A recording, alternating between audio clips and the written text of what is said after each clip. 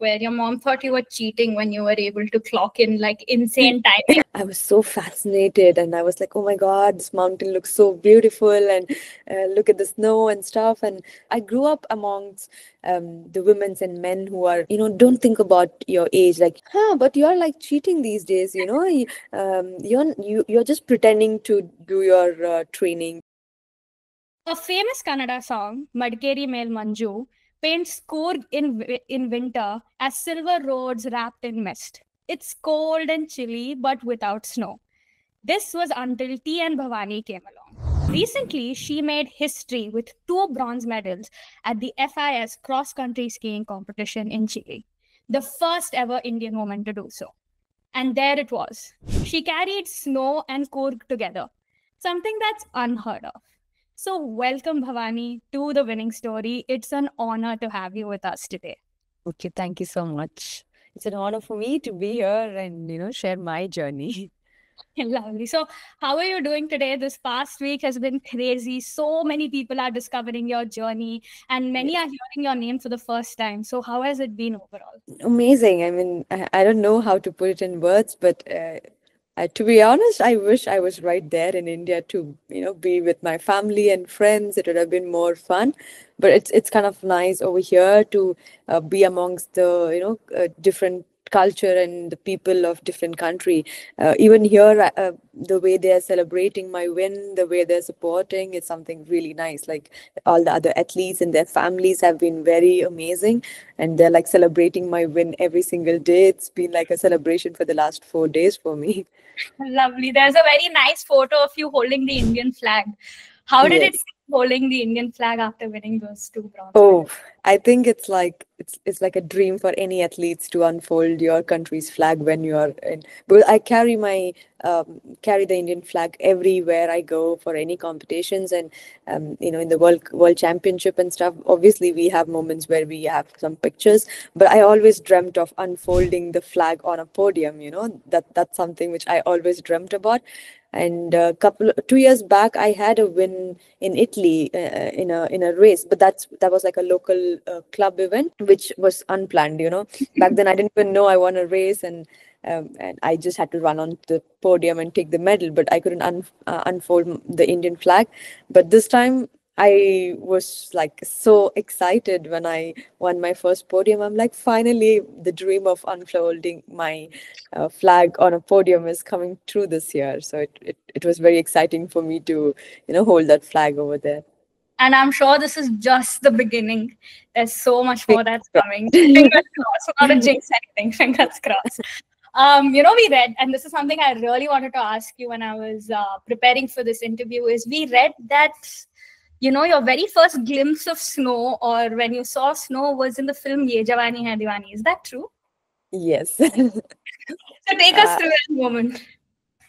I studied in a boarding school in Kurg, in Navodaya Vidyalaya. So, we didn't have much access to the social media or like TV or anything. It was like a only common thing.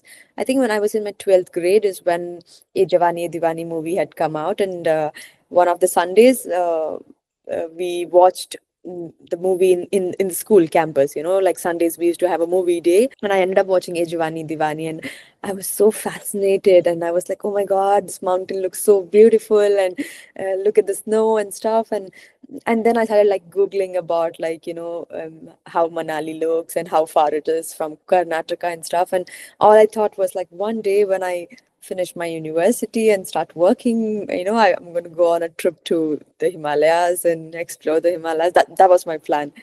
But yeah, here I am today, living my life in snow right now. That's pretty crazy to hear. So are you, because you're from Coorg, are you a coffee or a tea person? I don't drink coffee nor tea. Oh my God.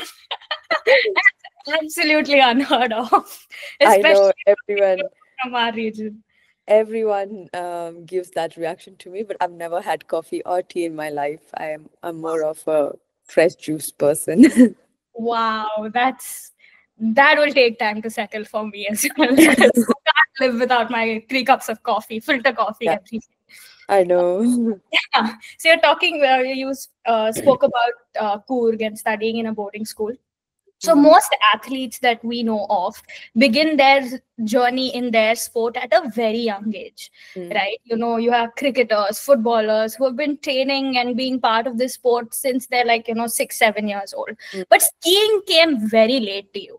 Yes. So what was your childhood like in Coorg? What kind of role did sports overall play? I mean, I come from a community called Kodava community. It's known for its warrior clan and the brave soldiers and stuff. So I grew up amongst the women and men who are known for their braveries and stuff. So obviously, I grew up with a lot of understanding about sports because, like, if you know, Kurgis are known for playing hockey. Hockey is like in our blood. Every single person in Kurg know how to play hockey, and a very sporty community. The Kodava community is very sporty community. Like, we have a family get together and we have some coconut shooting games or running games. That's how our family gathering is. So I have been experiencing and growing up with sports around me all my childhood. But I personally was not that of a like high performing athlete or something. Like, I was in a boarding school where I had to take part in certain events as like part of my curriculum, and I should do that, but not at a very high level competitive person. uh, and to be honest, like, growing up, I didn't even know winter sports existed. Like, as a kid, Bhuwani didn't know that there's something called winter sports. I think the first time I um, got to know about winter sports was in 2014, after watching Age of Ani Divani, and I started Googling about, like, what people do in the Himalayas, what are the activities, and mountaineering and skiing. That's how I came across skiing for the first time. So when did you decide to take it up professionally? And was it skiing immediately, or when did you get into endurance sports in general? Um, so for me, first introduction to the world of adventure was through NCC. I was part of the National Cadet Corps in the Air Wing division when I was doing my university in the first year. So through NCC, I think it was just like meant to happen. They got a vacancy for a mountaineering camp in Manali and as well as in Uttarakhand. Um, and to be honest, Uttarakhand was one of the biggest like mountaineering institute, but I have no idea anything about mountaineering. So I was given a call from my one of the officer. I have no idea. He had so much of belief in me. He believed I could do much more than what I am capable of, and which I didn't believe. Back then I didn't even know what mountaineering was. I still remember him calling me and telling me, Bhavani, there is a camp in Manali and in Uttarakhand. It's a mountaineering camp. You choose where you want to go. Do you want to go to Manali or do you want to go to Uttarakhand? And to be honest, I didn't even know where Uttarakhand, like, I didn't know about the institute, about Uttarakhand, the NIM Institute and stuff. I said, Manali, sir, I will go to Manali. I was so excited because I had seen Manali in the movie, and I'm like, oh, I'm going to Manali, then I'll go to Manali. I didn't even know what I was signing up for at that moment. And I told sir, but sir, I'm going to the Himalayas for the first time and I am scared to go alone, but I hope you come join us. And he came to drop me all the way to Manali because in NCC they don't let you travel alone.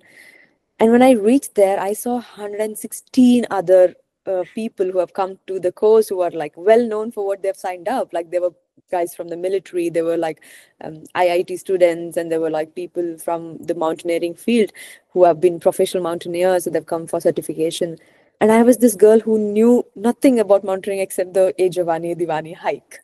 And I didn't know much of Hindi back then. Like, I could understand, but like my Hindi was like tuta puta Hindis. So I was asked on the first day of the camp, saying that, do you know what mountaineering is? And with full excitement, I said, yes, ma'am, I know, I've seen this movie and I've seen how they climb up the mountains. And everyone started laughing at me, thinking that this tiny little girl who doesn't know anything have signed up, and she think it's going to be like a movie. And then the instructors over there told me that, it's not like movie. In movie it's like there are so many people to support you and stuff. Here you don't have anybody to do anything. You have to do everything on your own. So yeah, that's how I was introduced to mountaineering. And a girl who cried back then to the NCC sir, telling that, sir, I don't think I can do it, can you please take me back home, to now have climbed multiple peaks and doing winter sports, it's something completely different. So that's how my mountaineering journey started. And then I worked as a mountaineering instructor with Himalayan Mountaineering Institute for 2 years. While I was working there, I obviously I started watching Winter Olympics since 2014. And then in 2018, I was watching the Winter Olympics. Meanwhile, I also watched a movie again called Eddie the Eagle. It's an autobiography about a British ski jumper. That movie also kind of inspired me to be like, don't think about your age. Like all your life, I was like a person who was scared of trying something new and kind of little, reserved. But then since I started doing mountaineering, it kind of like gave me so much of opportunities and so much of clarity to be like, right, it's okay to fail, but without trying, you are a much bigger failure. You try and you fail, it's completely okay. You cannot be good at everything. Kind of mentality came in my life. And I watched this movie and I'm like, oh my god, like, what, I should try skiing. In winters anyways I can't climb mountains, and the I have holiday at my work as well. Like the institute is going to get shut in winters. So I told the principal, okay, I want to do ski course in Kashmir. Can you please get me a seat? Because, at that point, all the seats were full. So I asked the principal of HMI, and then he said, okay, I'll talk to the gym principal. And then they got me a spot there because I was a, employee, right? So it was easy for them to get a spot for me. And then I went to Kashmir. I was preparing to join the Indian Armed Forces. I was very passionate to join the army. So I had my exam, CDS exam. I gave the exam and I go and join the course in 2018. I did alpine for 2 years. I trained in alpine skiing. I got certified as an alpine instructor from New Zealand. And then in 2020, I started working with Gym Institute as a ski instructor, as an alpine ski instructor. And in 2018, during the Olympic, I used to love this lady called Lindsey Vonn from USA. She was like the famous skier. So I was watching her when I was doing my ski course, and Olympic was happening, and we had an Indian, obviously competing in the Olympic. Like Shiva Keshavan was there, and we had one more athlete from cross country skiing competing. So I was watching, and I ended up watching a lady called Marit Bjørgen. She's from Norway. She's one of the most decorated cross country skier in the history. I watched her story and it kind of inspired me, like a lady at 38 and mom and performing like so good. And it kind of inspired me like, come on, yeah, like you're in your 20s, you can still try try so much in your life and don't limit yourself. And since then I always wanted to try cross country, and I was very fascinated to see the army guys, the Indian military guys train in the same place in Gulmarg, and all of them in sync doing cross country skiing was very fascinating to see for me when I was training there for alpine. But as in India, not many people do cross country, and it's an endurance sport, so not many people do it other than the military, like or the ITBP or CRPF or BSF right now. So not many civilians do it, so you don't have access to rental equipments. But I was fortunate enough that the gym principal, Colonel I.S. Thapa, was like, and the senior instructors was like, Bhavani, how is your endurance? And I'm like, good, sir. Like, I do mountaineering. I mean, obviously it's good. Then they say that, okay, fine, you know what? Like, we are going to get a pair of rental skis for you from the military or from the other institute, and you're going to try cross country skiing. And I was so excited. And I'm like, yeah, I would love to. Yes, I said. And then they say that in 15 days, you have nationals coming up and get ready for it. You're going to compete in the nationals. And I mean, to be honest, I didn't even realize it was in principle, like a colonel talking to me. And I'm like, are you crazy? I ended up asking him that question, like, are you crazy? How am I going to compete in a national event when I've never did cross country in my life? He said, you're already a skier, so I'm sure you will pick up cross country a bit easier than a beginner. And at the same time, what are you going to lose? You are so lucky that there's no South Indian who competes in winter sports ever in the history. Like, we have only have the North Indians competing. So you're going to go directly to the nationals. You don't have like districts or states or any selections you have to go through. And max to max, you might, fall a couple of time, or you might not, you may finish last, or max the worst to worst outcome, you may not finish the race. But nothing else is there, nothing for you to lose. It's a great opportunity for you to try. That's what the principal told me. And I was like, he's right. nothing for me to lose. I'm going to get a chance to ski. And that's how I decided to try cross country in 2020 for the first time. Wow, I mean, it all started with one movie and the Yeah. trip to Bali. That's incredible. I mean, this was such a.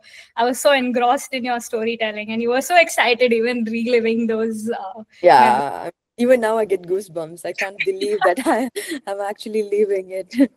That's incredible. So, what were your parents' reaction when you said, "I'm going to do skiing professionally"? Did they say, "Are you crazy too," or was it a normal reaction? No, funniest part is my parents have never seen snow in their life till now.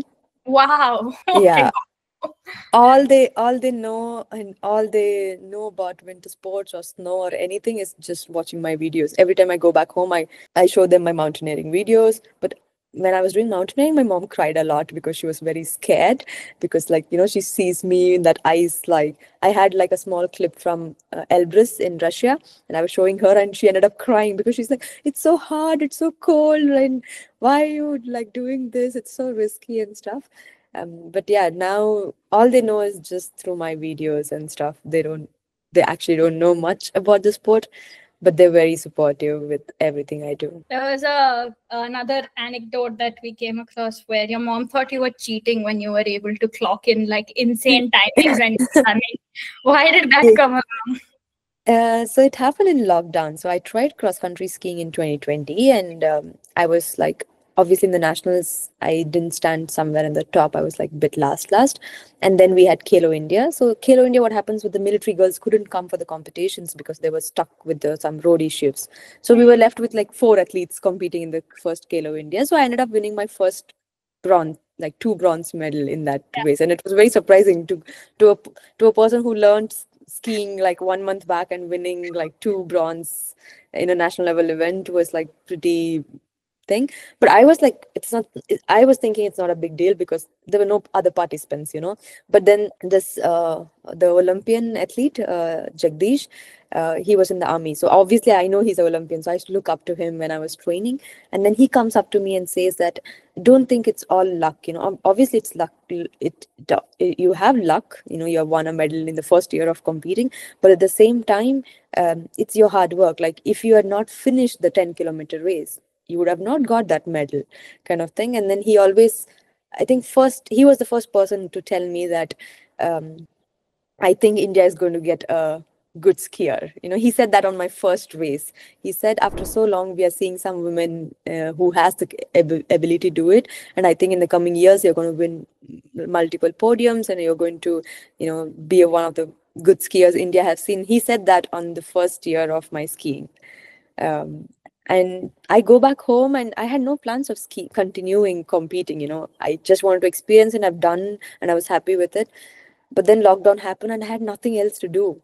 Yeah. So I started watching Marit Bjorgen's video, reading about cross country, how people train and stuff. And I had training for it, because I had nothing else to do. And I live in a countryside in Coorg, and it's easy for us to go out for a run. Yeah. And when I was doing that, my mom was pretty shocked. My mom was like, this girl comes up with new adventure every year now, like first mountaineering and then skiing and then roller skating and now like cross country skiing. And then I started doing running and stuff. They were not bothered much. They thought, okay, this is like, this is also a time, like a fever she has got, the fever will come down, kind of thing. But then the rainy season started, and I was still doing my workout. So my mom is like, huh, but you're like cheating these days, you're just pretending to do your training, because earlier you used to take so much time and you should train for so many hours, you used to run, and now you just like come faster because the distance was limited. After that, after a particular area, I couldn't go further because of the restrictions of COVID. So my mom thought I was cheating. But then I actually eventually improved my timing, because I was not a person who did long distance running before, and because of running every single day, my timing obviously got improved. Like, earlier I should take like 40 minutes to run 5 kilometers, and then it came up to 30 minutes, and it was good.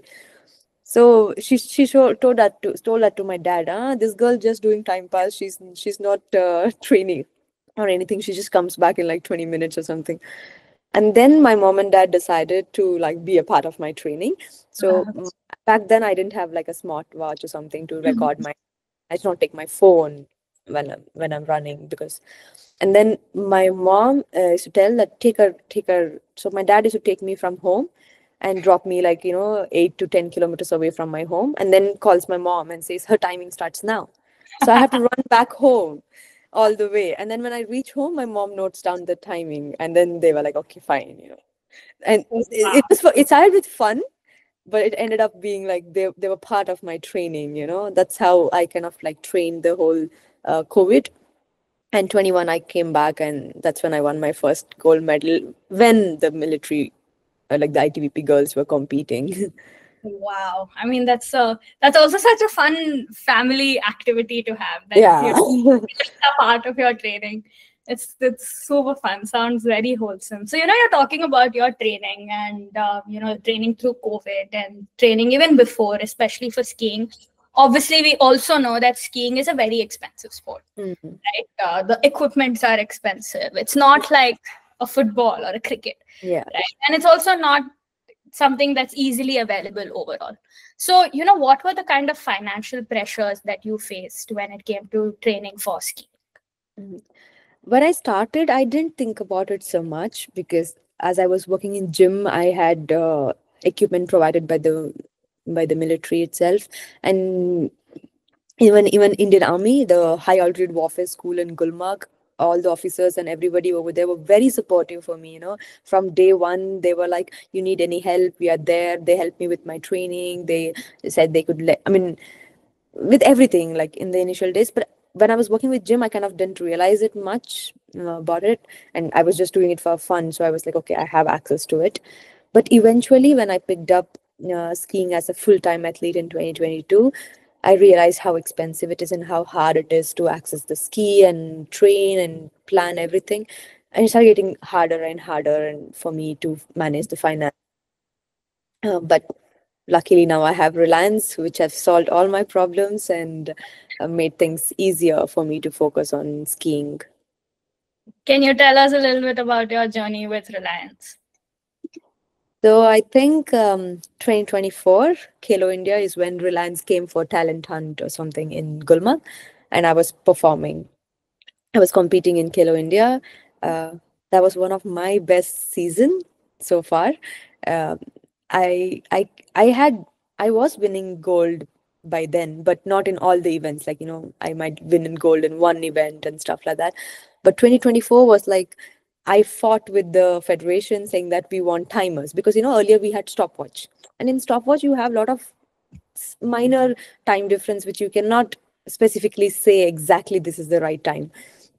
So I fought a lot with the committee saying that we want like proper timing machine, electronic timer, not the stopwatch. And 2024 was the first time we had electronic timing in our competition during Kalo India. And I don't know, I had that confidence. I was very well prepared. I trained throughout the season. I think 2023 whole summer I was like full on training every single day. I didn't even take a Sunday off. I trained every single day. So I was pretty confident with my preparation. And in 2024, I win like all the three gold medal in all the events I competed in, and with a good time gap, like 1.5 2 minutes of time gap from the girl who came second. So it was a really good season for me. And that same season, Reliance had come for talent hunt, so I think it was just meant to happen, and I was selected for Reliance scholarship. And then the Paris Olympic was happening, so it took some time for us to get the confirmation.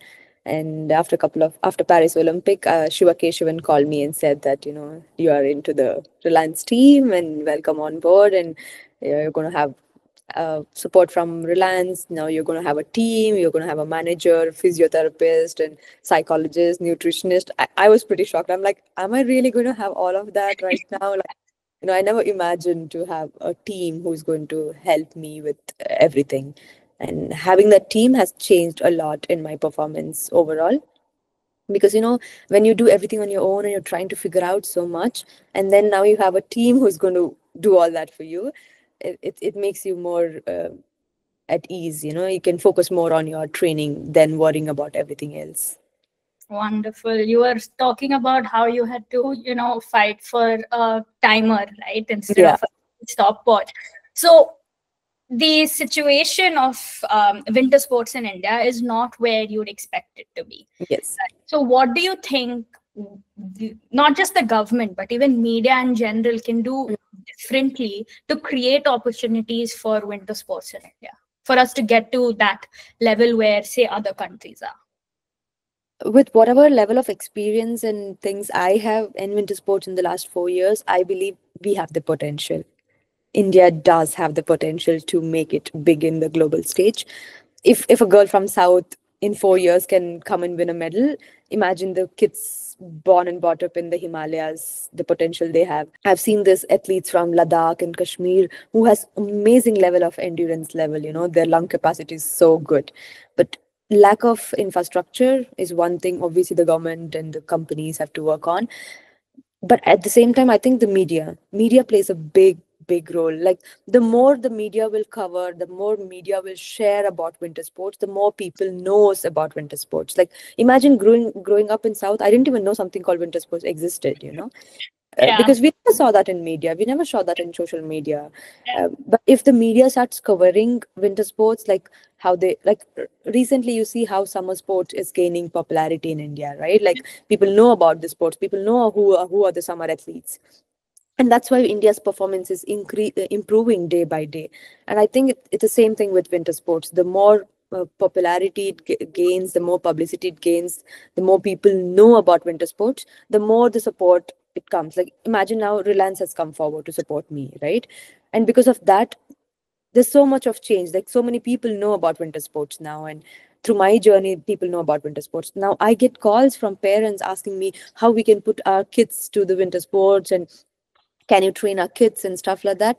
I think when media takes that step, the country will obviously change the way of thinking towards sport. Definitely. And I think even, with the winning story, that is our Mm, aim as well, to bring these sports to life, to mm, give it a platform overall. So you speak about, I love how, I love this conversation. I don't want it to end.